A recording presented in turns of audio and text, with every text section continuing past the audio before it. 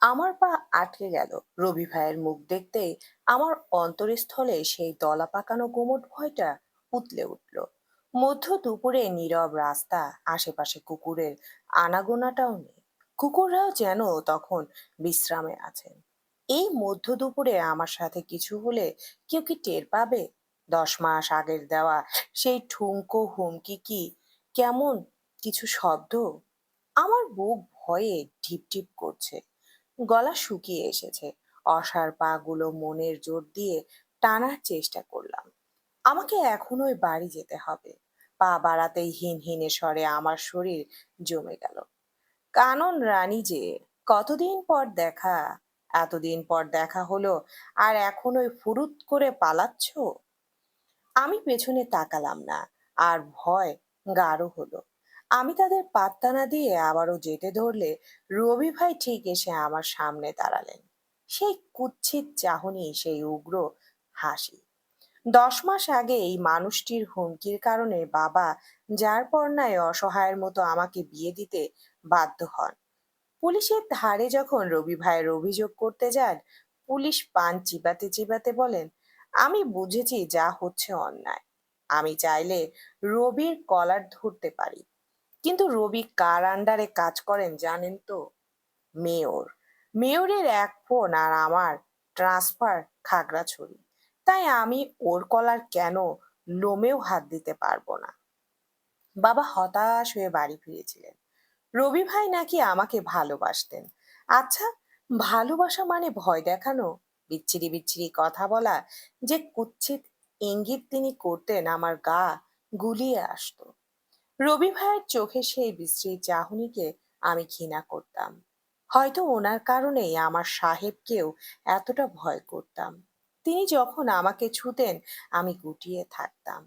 ধীরে ধীরে আমি অনুভব করেছি এই স্পর্শ ভিন্ন, বড্ড আদরে, বড্ড যত্নশীল, বড্ড স্বস্তিদায়ক। রবি ভাই আমার পথ আটকে রেখেছেন। আমি আমার ব্যাগের স্ট্র্যাপটা শক্ত করে ধরে দাঁড়িয়ে আছি। তার বিশ্রী ওই হাসি দেখার বিন্দুমাত্র ইচ্ছে আমার ছিল না। রবি ভাই কিছুটা ঝুঁকে এসে বললেন, শুনেছি বিয়ে করেছো এক ফকিন্নির পোলাকে। বলি, বিয়ে যখন করলেই আমি কি দোষ করেছিলাম? আমার চাকরি নেই বলে নাকি ওই ফকিন্নির পোলা আমার থেকে শিক্ষিত? শিক্ষা দিয়ে কি হয় কানন? আমার মধ্যে কি নেই যার জন্য তোমার বাপে একেবারে পুলিশ স্টেশন চলে গিয়েছিল?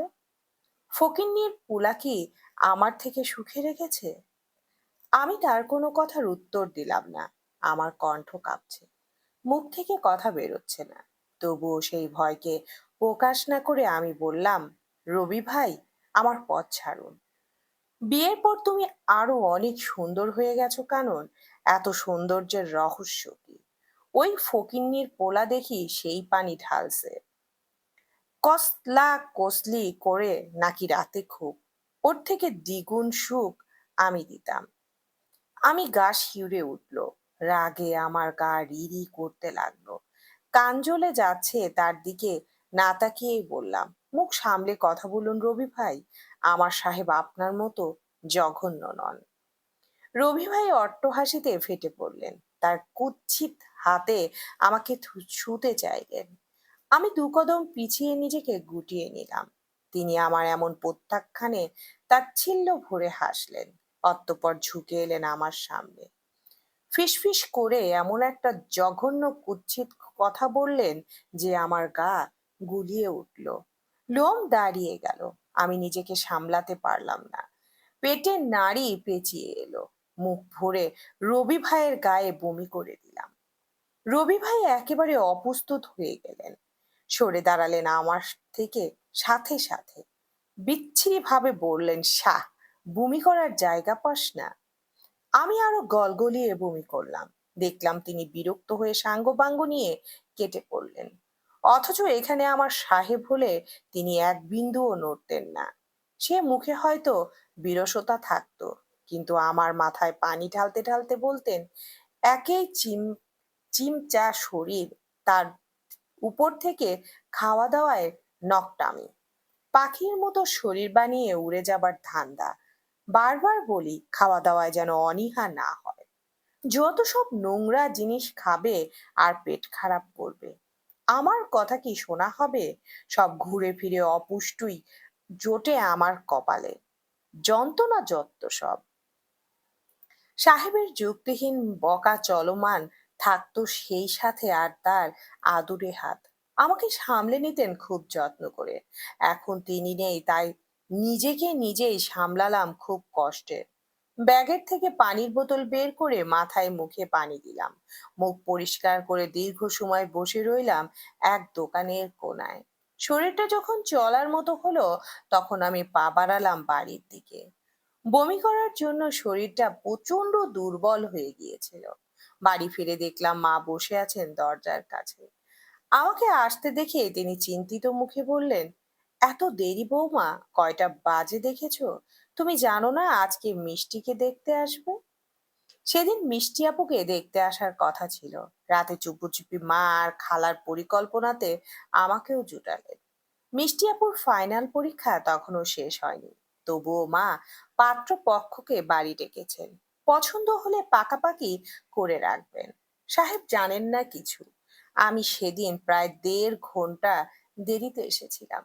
আমার মূর্ছিত মুখ আর দুর্বল চোখ মায়ের চোখে পড়ল না। তিনি আমাকে বললেন, তুমি সেদিন যে মিষ্টি বানিয়েছিলে ওটা বানাও। ওনারা বিকালে আসবে। মিষ্টি পরোটার খাম আর মাংস করে রেখেছো, তুমি শুধু বেলে ভাজবে। মুহাইমিন আসার আগে ওরা চলে যাওয়াই ভালো, নয়তো ঘরে কুরুক্ষেত্র বাঁধাবে তোমার বর। আমার বর? মনে মনে হাসলাম। মায়ের ধারণা তার ছেলে এখন পুরোপুরি আমার বশে। আমি কিছু বলতে গেলে আমাকে দিয়েই বলান। অথচ তারা ছেলে যে আমাকে কতটা মিলিটারি শাসনে রাখে তা যদি জানতেন। বমি করার জন্য শরীরটা বড্ড দুর্বল লাগছিল। মনে হচ্ছিল এখন একটু ঘুমাই, কিন্তু এই আবদারগুলো বাপের বাড়িতেই মানায়। আমি জামা কাপড় ছেড়ে গোসল করে রান্নাঘরে গেলাম। মাথা টুল ছিল বলে একটু দই চিড়া খেলাম। মা মেহমান আসবে বলে দই আনিয়ে রাখায় একটু সুবিধা হলো। মেহমান এলেন আসর বাদ। ছোট খালা শাশুড়ি এই সম্বন্ধ এনেছিলেন। উনি এত পাত্র পান কোথায় আল্লাহ জানেন। আমি মিষ্টি বানালাম, সেই সাথে পরোটা আর গরুর মাংস দেওয়া হলো। তারা বেশ আয়াস করে খেলেন। ছেলের সম্পর্কে বলি। ছেলে বিসিএস ক্যাডার, খুব বড় লোক। জমি জমা বাড়ি, অর্থের অভাব নেই। সরকারি কলেজের ইসলামী বিভাগের অ্যাসোসিয়েট প্রফেসর, খুব উচ্চ পদ। সেই সাথে বয়সটা উচ্চ। কিন্তু ছেলের বয়স। ছেলের বয়স 50। যে এসেছিলেন তিনি ছিলেন ছেলের ছোট বোন এবং বোনের ননদ। মা বাবা নেই। ছেলের 4 বোন। বোনদের বিয়ে শাদির দিকে খেয়াল করতে করতেই আর বিয়ে করা হয়নি। কিন্তু বিয়ের বয়সটা কি একটু বেশিই না? জীবনের অর্ধেকটাই তো কেটে গেছে। এখন যদি লোকটা অক্কা পায়, মিষ্টি আপুর কি হবে? 14 বছরের ব্যবধান আমাকে যেভাবে আতঙ্কিত করে, 26 বছরের ব্যবধান কি মিষ্টি আপুকে আতঙ্কিত করবে না? মিষ্টি আপুর মলিন মুখটায় আমি নিজেকে দেখেছিলাম। সাহেব অনেক ভালো মানুষ। আমার ভাগ্য ভালো ছিল। কিন্তু মিষ্টি আপুর বুড়ো বর যে এমন ভালো হবে তার কি নিশ্চয়তা? মা কি একটু বাড়াবাড়ি করছেন না? আমি মিষ্টি আপুর হাত ধরে বললাম, সাহেবকে বলে দিই বিয়ে হবে না। মা তোমার উপর খুব চটবেন। একেই তোমার উপর মা ক্ষুব্ধ। যে ক্ষুব্ধ তার মন তো গলাতে পারবো না আপু। অহেতুক তাই বলে একটা অন্যায় কাজে সাপোর্ট করব? মিষ্টি আপু বিষণ্ণ হাসলেন। আমার মুখ ধরে বললেন, বিয়েটা ভাইয়াই দিবে না। মা যা করছেন করুক। ভাইয়া তোমার থেকে জানলে মা তোমাকে ভুল বুঝবে। এর থেকে ভাইয়া নিজ থেকে জানুক, তুমি কেন খারাপ হবে? মিষ্টি আপুর কথা ঠিক। শাশুড়ি মা আমার উপর অসন্তুষ্ট। তার ধারণা মাহমুদের ঘটনার পেছনে আমি দায়ী। তার বড় ছেলে আগে ভালো ছিল, এখন আমি তাকে বশ করেছি। অথচ কিপাধারী হুতুম যে আজীবনই এমনই তা তিনি জেনেও অজান্তা সাজেন। মিষ্টি আপুকে নিয়ে গেলাম নিচে। মিষ্টি আপুকে দেখে তাদের মুখভাব কেমন যেন হলো। মিষ্টি আপু দেখতে মিষ্টি, কিন্তু রং তার একটু চাপা। রং চাপা বলে মায়ের এত ফাও চিন্তা। মিষ্টি আপু তাদের চা এগিয়ে দিলেন। তারা মিষ্টি আপুকে কোনো প্রশ্ন না করে আমাকে করতে লাগলেন। একেই শরীরটা খারাপ, তার উপর থেকে তাদের প্রশ্ন বড্ড জ্বালা দিল। তোমার নাম কি? কারণ পড়াশোনা কিসে করো? এবার চারুকলায় প্রথম বর্ষে। বয়স কত? 19 হবে। রান্না বান্না পারো? টুকটাক। মনে হচ্ছিল যেন মিষ্টি আপুকে না, আমাকে দেখতে এসেছে তারা। মা বিরক্ত হলেন, বললেন, আমার মিষ্টি যে যে রান্না পারে তা আমিও পারি না। ওর রান্না যে সুস্বাদু, খেয়ে আঙুল চাটবেন। তবুও তারা মিষ্টি আপুর সম্পর্কে কোনো কথা জানার আগ্রহ দেখালেন না। এমন সময় কলিং বেল বাজলো। আমি দরজা খুলতেই চোখ মুখ উজ্জ্বল হয়ে গেল। সাহেব দাঁড়িয়েছিলেন। আমি গদগদ হয়ে শুধালাম, আপনি এত তাড়াতাড়ি কেন? তাড়াতাড়ি আসার উপর কি এখন জরিমানা দিতে হবে? আমার আড়ালে কোনো অকাজ করা হচ্ছিল বুঝি? আমি তার খোঁটা পাত্তা না দিয়ে ফিসফিসিয়ে বললাম, ঘরে আসুন, বুঝবেন। সাহেব চোখ মুখ কুঁচকে আমার দিকে তাকালেন, গাল টিপে বললেন, কুচুটে পেয়ারা। অতঃপর ঘরে ঢুকতেই তিনি বুঝলেন কি অকাজ হচ্ছিল। সাহেবের জল শক্ত হয়ে গেল। মা খুব ভয় পেলেন। পাত্রপক্ষের সামনে তার ছেলে ফেটে পড়লে অসুবিধা। তার ছেলে প্রথমেই ফাটলেন না। গলার টাইটা ঢিলে করতে করতে বসলেন তাদের সামনে। আমাকে বললেন, পানি খাবো। তারপর মেহমানদের উদ্দেশ্যে শুধালেন, যে আপনাদের পরিচয়? ছেলের বোন তাদের পরিচয় দিয়েই বললেন, আপনি মেয়ের ভাই তাই তো? হুম। আচ্ছা, এবার সরাসরি বলে, আমাদের আপনার ছোট বোনকে পছন্দ হয়েছে। মেয়েটির বয়স আমাদের ভাইয়ের থেকে অনেক কম মানছি, কিন্তু আপনার ছোট বোন দেখতে শুনতে আমাদের ভাইয়ের সাথে মানাবে। মিষ্টির বিয়ে তো আমি এখন দিব না, তাই এসব বলেও লাভ নেই। আর 1 বছর পরে আপনার ভাই তো আমার শ্বশুরের বয়সের হবেন, তাই চান্সই নেই। আমরা তো মিষ্টিকে নয়, কাননকে পছন্দ করেছি। কথাটা শোনা মাত্র আমার চোখ বড় বড় হয়ে গেল। আমি আর চোখে আমার সাহেবের দিকে তাকালাম। তার মুখ কঠিন হয়ে গেছে, চোয়াল শক্ত, দৃষ্টি শানিত। তিনি কড়া স্বরে বললেন, আমি ঘরে আসা মেহমানদের আমি লাথি মারি না, নয়তো আপনাদের মারতাম। সাহস কি করে হলো আমার বউকে আপনার বুড়া ভাইয়ের জন্য পছন্দ করতে? ও আপনার ছোট বোন না? আমার সাহেব আরো ক্ষেপে গেলেন। তিনি খালাম্মার উদ্দেশ্যে বলে, এমন আহাম্মক মানুষদের আমার ঘরে আনেন কেন? যন্ত্রণা যত সব। এখন কি বইয়ের মাথায় নিজের নাম খোদাই করে রাখবো? বলেই তিনি উঠে চলে গেলেন। পাত্রপক্ষরা বেশ লজ্জা পেলেন। মুখ লাল হয়ে গেল তাদের অপমানে। তারা সেই অপমান গিলে মাকে বললেন, আপনার মেয়ের বিয়ে ভালো ঘরে হবে না। ভাইয়ের এমন আচরণে কে বিয়ে করবে? মায়ের অসন্তোষ বাড়ল, কিন্তু সাহেব তার রাগ দেখার অপেক্ষা করলেন না। আমিও সাহেবের পেছনে ঘরে ছুটলাম। সাহেব তখনও রাগে গজগজ করছে। টাইটা খুলে বিছানায় ছুঁড়ে পায়চারি করছেন। আমি তার পাশ থেকে উঁকি দিয়ে বললাম, এত রাগার কি আছে? উনি বোঝেননি হয়তো। এখন সবাইকে তো আঙ্গুল উঁচিয়ে দেখানো যায় না আমি বিবাহিত। ছোট একটা মেয়ে শাড়ি পরে ঘুরছে, তাও বুঝবে না কেন শুনি? গাধা নাকি? এই গাধার ঘরে দিব আমি আমার বোনকে? আমি মিটিমিটি হাসলাম। অমনি সাহেব খেকিয়ে উঠলেন, এই হাসি বন্ধ, নয়তো পেয়ারা থেকে পেয়ারা ভর্তা বানাবো। এবার আমি হি হি করে হেসে উঠলাম। সাহেব কিছুক্ষণ কড়া নয়নে তাকালেন অবশ্য, কিন্তু পেয়ারা ভর্তা বাড়ালেন না। দাঁতে দাঁত পিষে বললেন, হিসেব সব জমা রইলো, রাতে সুদে আসলে ফেরত দিব আমি। আমার হাসি তবুও থামলো না। আমি খিলখিল করে হাসছি। হাসির দমকে আমি খাটে বসে পড়লাম। আমার হাসিতে সাহেব আমার দিকে কড়া চোখে তাকিয়ে রইলেন। অতঃপর তিনি আমার কাছে এলেন, নিজের পুরো ঠোঁটটা আমার ঠোঁটে বসিয়ে দিলেন। আমার হাসি, আমার সব কথা শুষে নিলেন। আমি তার ঘামে ভেজা শার্টটা খামচে ধরলাম। এক অদ্ভুত ঘোরে আমি পড়েছিলাম। যখন নিষ্পত্তি মিলল, তখন সাহেব আমার গালে একটা কামড় দিয়ে বললেন, একদম দেশি পেয়ারা, টক। রাতে মা খাবার খেলেন না। সাহেব তার মেয়ের ভালো চান না, সেটাই তার দাবি। সাহেব অবশ্য তাতে খুব একটা গা করলেন না। সোজা ঘোষণা দিলেন, মিষ্টির রেজাল্ট বের হওয়ার পর বুড়ো কেন, এরশাদ শিকদারের সাথে বিয়ে দিলেও আমি কোনো কথা বলবো না। সাহেবের এই ঘোষণাটা মিষ্টি আপুকে খুব ভোগালো, কিন্তু মায়ের জেদে কি আর করার। দুদিন যখন কলেজ ছুটি হলো, দেখলাম কলেজের গেটের উল্টো পাশে রবি ভাই তার সাঙ্গপাঙ্গ নিয়ে দাঁড়িয়ে আছে। আমার গা শিউরে উঠলো। আমার ঠিক করা রিকশায় আমি দ্রুত উঠে পড়লাম, তারা তাতেও ক্ষান্ত হলো না। আমার পিছু পিছু মোটর সাইকেল চালিয়ে আমার বাসার গলি পর্যন্ত এলেন। ভয়ে আমার বুক ছোট হয়ে গিয়েছিল, সেই সাথে নিজের কাপুরুষতার উপরও ধিক্কার জানালাম। এমনটা পরপর 3 দিন হবার পর আমি সাহেবকে জানালাম, আমি আর পড়াশোনা করব না। সাহেব আমার দিকে তীক্ষ্ণ চোখে চাইলেন। তার চোখের ধারে আমি থিত হয়ে গেলাম। তিনি কোলের থেকে তার ফাইলগুলো রেখে বললেন, কি সমস্যা? আঁকা ওকে শিখে কি হবে? চাকরি তো করার ইচ্ছে নেই, অহেতুক ঝামেলা।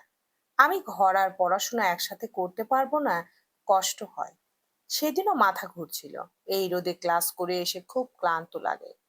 আসল সমস্যা কি? আমি শাড়ির আঁচলে আঙ্গুল পেঁচিয়ে অনেক সময় দাঁড়িয়ে রইলাম। সাহেবের কপালে তীব্র ভাঁজ পড়ল। তিনি উঠে দাঁড়িয়ে বললেন, এই কালকে আমি আনতে যাব। গেটে থাকবা ঠিক 1:30টায়, মনে থাকে যেন। উনি সত্যি সত্যি পরদিন আমাকে নিতে গেলেন। রবি ভাইরা যথারীতি দাঁড়িয়েছিলেন।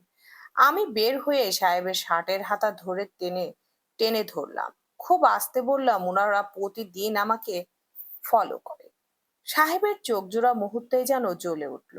তিনি বাঘের ক্ষিপ্র গতিতে রাস্তা পার হলেন। রবি ভাই তখন খুব আয়েশ করে সিগারেট খাচ্ছিলেন। সাহেব তার সামনে দাঁড়ালেন। রবি ভাই একদলা থুতু ফেলে বললেন, কিরে ফকিন্নির পোলা? অমনি বাঘের থাবার মতো ঠাটিয়ে চড় বসিয়ে দিলেন রবি ভাইয়ের মুখে। রবি ভাই চড় খেয়ে বসা থেকে ছিটকে মাটিতে পড়ে গেলেন। আকস্মিক আক্রমণে তার মাথা যেন কাজ করা থামিয়ে দিল। ঠোঁট কেটে গলগলিয়ে রক্ত পড়ছে। মুখের এক পাশ ফুলে উঠেছে। চোখ মেলাতে পারছে না। সাহেব তার কলার টেনে তাকে নিজের দিকে আনলেন। খুব শীতল স্বরে তাকে হুমকি দিলেন, এরপর থেকে কখনো আমার বইয়ের ত্রিসীমানায় দেখলে তোর আব্বারে শুদ্ধ পুঁতে রাখবো। যে মানুষকে পুলিশ অব্দি ছুতে পারে না, আমার সাহেব তাকে কিনা চড় মেরে মুখের মানচিত্র বদলে দিল। আমি হতভম্বের মতো চেয়ে আছি। আমার মাথা ঘোরাচ্ছে। মনে হচ্ছে পৃথিবীটা দুলছে। কখন যে সেই দুলুনিতে আমি নিজেকে ডুবিয়ে দিলাম, আমার মনে ছিল না। যখন চোখ খুললাম, একটা ক্লিনিকের সাদা বিছানাতে শুয়েছিলাম। পাশে নার্স আমার স্যালাইন দেখছিলেন। মধ্যবয়স্কা মহিলা, গোলগাল মুখ। আমার হাতে তখন চিনচিনে ব্যথা। আমি চোখ মেলে নার্সের দিকে তাকাতেই সে আমার দিকে হাসি মুখে চাইলেন। আমি সাহেবকে খুঁজলাম, কিন্তু তাকে দেখতে পেলাম না। আমি উঠতে গেলে নার্স মৃদুস্বরে বললেন, উঠো না, এখন খুব সাবধানে থাকতে হবে, অন্তত 3 মাস। আমি ভ্যাবলার মতো চেয়েছিলাম। নার্স হাসি মুখে বললেন, তুমি একা নও, তোমার পেটে একজন বাড়ছে। কথাটা বুঝতে আমার সময় লাগলো। আমি অনেকক্ষণ শূন্য নয়নে তাকিয়েছিলাম। হুট করে আমার বাচ্চার সত্তাটা বড় হয়ে গেল। মাতৃত্ব হয়তো মেয়েদের ভেতরে সব সময় লুকায়িত থাকে। তাই তো নার্সের কথাটা শুনতে আমার ভেতরের লুকানো মা সজাগ হয়ে গেল। আপনা আপনি ভার হয়ে গেল শরীর, যত্নশীল হয়ে গেল কাউকে সুরক্ষা দিতে। সে হয়তো এখনো একটা ছোট্ট মাংসপিণ্ড, তবুও আমার হাত পেটে চলে গেল। মনের ভেতর এক অদ্ভুত অনুভূতির সংমিশ্রণ উদিত হলো। আমি কি ভালো মা হব? এর মধ্যে আমার সাহেব ফিরে এলেন। তার চোখ মুখ অত্যন্ত কঠিন। তার মুখাভাব দেখে আমার হৃদয় ধক করে উঠল। সাহেব কি খুশি নন? চলবে।